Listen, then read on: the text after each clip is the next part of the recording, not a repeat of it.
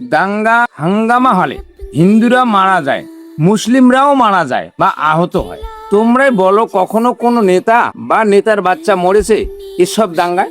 বন্ধুরা, একটা কথাই বলবো, ভাই চারা বাড়াও। নেতাদের উস্কানিতে ডুবে গেলে হবে না। এটা ধর্ম নিরপেক্ষ দেশ ভারত।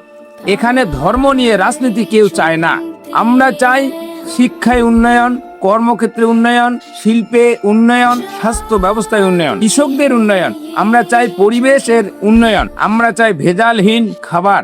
কিন্তু আজকাল রাজনীতি হচ্ছে ধর্ম নিয়ে, যেখানে সাধারণ মানুষ নিজের ক্ষতি করছে। নিজের দেশকে ধর্মের আগে মেনে থাকলে বলো জয় হিন্দ, জয় ভারত।